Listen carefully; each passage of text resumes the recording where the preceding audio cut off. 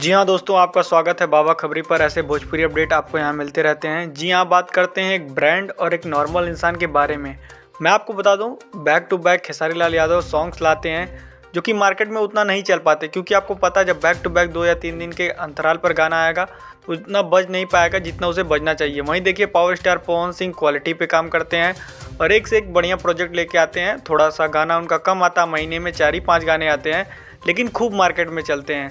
लेकिन वहीं खेसारी लाल यादव हैं, 7 से 10 गाना रिलीज़ कर देंगे, 1-2 मिलियन 4 मिलियन जाके गाना रुक जाएगा, क्योंकि गाने पर रिस्पांस भी नहीं आ रही है।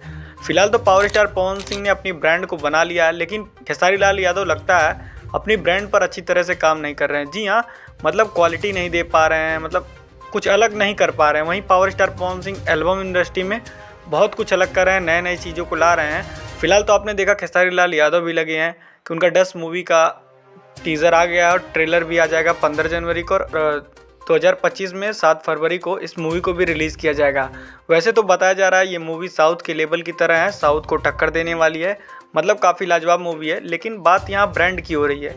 अगर आप महीने में 10 गाने 20 गाने रिलीज़ करेंगे तो उसका कोई मतलब नहीं है। 5 ही 7 गाना रिलीज़ करिए, लेकिन वो ब्रांड गाना होना चाहिए, मतलब देखने के बाद लगना चाहिए हाँ कोई गाना रिलीज़ किया है। तो आपकी क्या राय है हमें कमेंट बॉक्स में ज़रूर बताइएगा, और ऐसे भोजपुरी अपडेट के लिए हमारे चैनल को लाइक शेयर सब्सक्राइब करना ना भूलिएगा।